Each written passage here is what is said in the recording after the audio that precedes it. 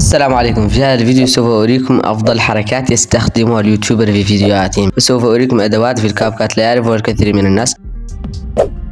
ولكن قبل أن نبدأ الفيديو أدعوكم للاشتراك في القناة وتفعيل زر الجرس ليصلكم كل جديد، وهيا بنا إلى الشرح.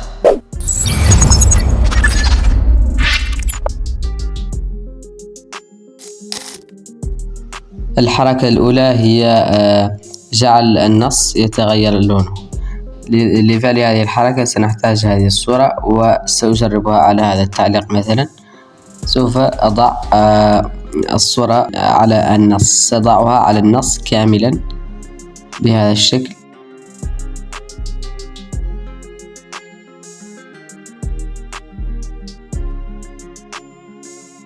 بعدها نقوم بوضعها على كل الصورة ونذهب إلى خيار قناع أو الماسك.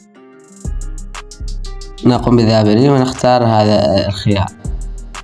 بعدها نقوم بوضعها بهذه الزاوية ونضعها في عند الآخر ونسحب هذا الشريط. في البداية نضع كي فريم وفي النهاية نضع أيضا كي فريم. في النهاية سوف نسحبه على الآخر حتى يكون على كل النص بهذا الشكل.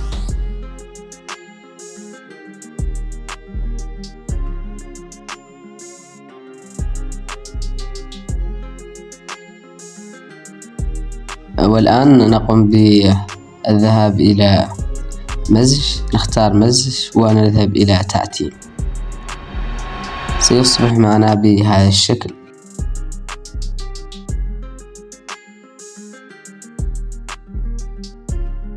ولإضافة الصوت نقوم بالرجوع ونذهب إلى الموسيقى أو الصوت ونقوم باختيار الصوت من المكان الذي نريده.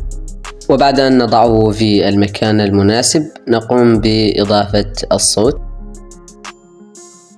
أو نقوم باستخراجه من الفيديوهات التي لدينا. وعند إضافة الصوت نقوم بمزامنته مع النص ونقوم بإزالة الفراغات.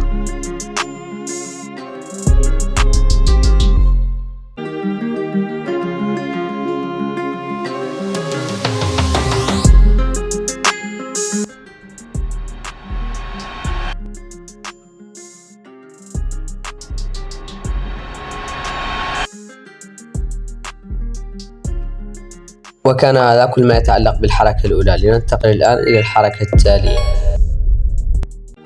هذه الحركة تعتمد على هذا المؤثر واللوجو الخاص بنا. سأضع لكم رابط هذا المؤثر في الوصف مع الكثير من المؤثرات الصوتية والبصرية.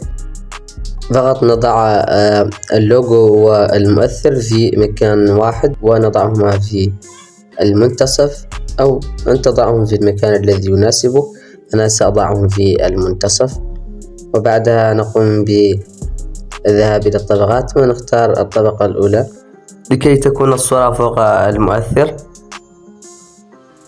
يجب أن نحرص على لا يتقدم اللوجو على المؤثر أو المؤثر على اللوجو. ونضع هنا في هذا المكان كي فريم، وأيضا نفس الشيء على المؤثر، ونضع كي فريم في البداية وكي فريم في البداية على اللوجو. ونقوم بالنزول للأسفل نضعه في هذا المكان، وأيضا نفس الشيء على المؤثر.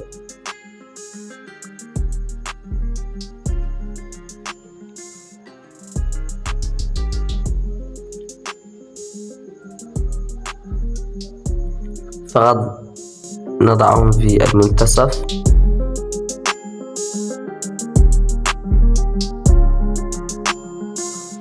بعدها نذهب إلى هذا الخيار ونختار مخصص ونقوم بوضعها هكذا، ونفس الشيء أيضا على المؤثر. ويمكننا أيضا تغييرها بالضغط على هذا المكان لكي يكون متناسق. وأصبح لدينا بهذا الشكل. نقوم بزيادة اللوجو ونقوم بحذف الزوائد. نتأكد أنهم في مكان واحد بهذا الشكل.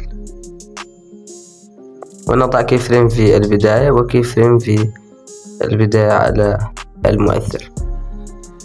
والآن نقوم بإضافة كي فريم هنا وكي فريم أيضا في اللوجو، ونذهب إلى الأخيرة ونقوم بتنزيل اللوجو للأسفل لكي يقوم بالنزول عند آخر الفيديو. نفس الشيء على المؤثر. أصبح لدينا هكذا. نقوم بإضافة الخيارات، نقوم بنفس الخطوات السابقة.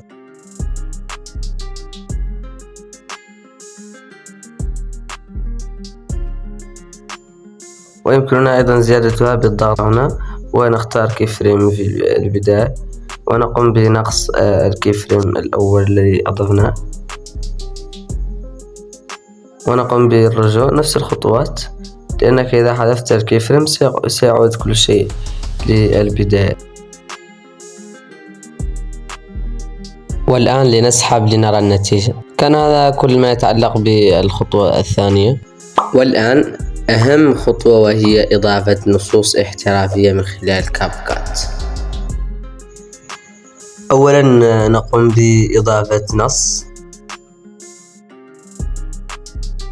من علامة التكست هنا، نقوم بإضافة نص ثم add text، وبعدها نقوم بكتابة نص مثلا السلام عليكم، ونختار إضافة خط والخط الذي يناسبكم. طبعا سأترك لكم كل الخطوط وكل المؤثرات الصوتية في الوصف أسفل هذا الفيديو. أتمنى أن تضغطوا على زر لايك وأن تشتركوا في القناة. والآن نقوم بمزامنة النص، نقوم بالذهاب إلى التوهج ونختار الخيار الثاني. بعدها نقوم باختيار اللون الذي يناسبنا، وسيكون النص بهذا الشكل.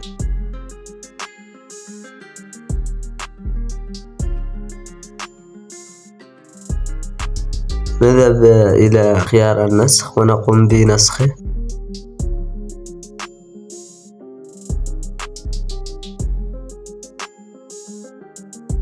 ونكتب في النص الثاني نص آخر، وليكن كيف حالك. وبعد إضافة النص الخاص بك نقوم بالذهاب إلى النمط،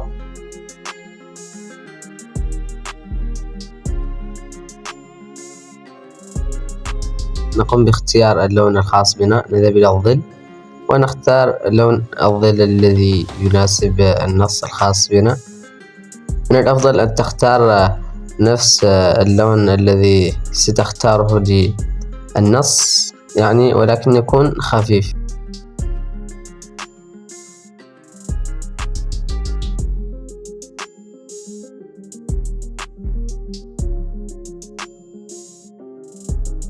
والآن نقوم بإضافة الصوت.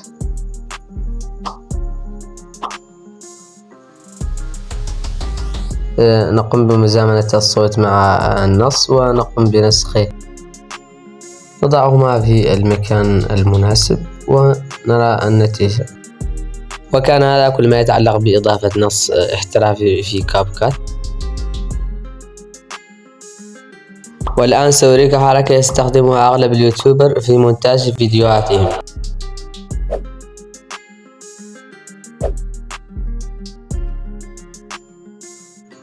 ونحتاج صورة مثل هذه. يمكنك الحصول على صورة مثل هذه بالذهاب إلى أي متصفح وتكتب في البحث يوتيوب، وبعدها قم بالضغط على 3 نقاط وعرض سطح المكتب، وبعدها قم بأخذ لقطة شاشة لقناتك وقم بقصها بهذا الشكل ونضعها بهذه الطريقة.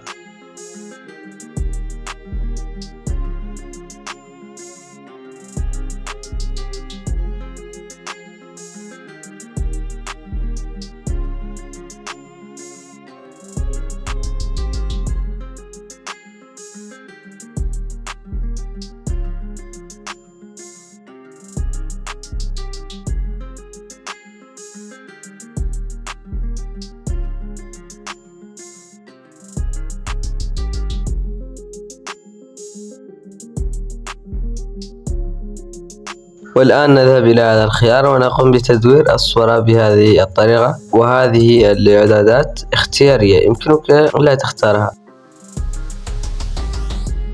لكن يجب عليك أن تقوم بتدوير الصورة لكي تبدو مناسبة. بعدها نقوم بإضافة كي فريم في البداية وكي فريم في النهاية. الكي فريم الأولى نقوم بتكبيرها ونضعها بجانب اللوجو والغلاف بهذا الشكل، ونذهب إلى الكي فريم في النهاية نقوم بوضعها عند آخر فيديو ولكن بنفس الحجم لكي تبدو مناسبة.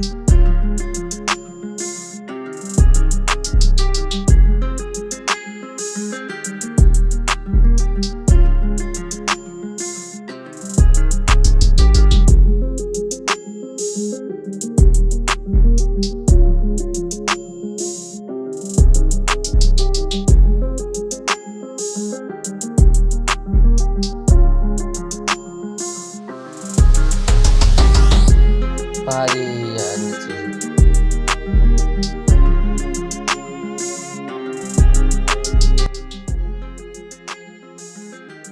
ولتصدير الفيديو نضغط على علامة السهم في الأعلى ونقوم بتصدير الفيديو.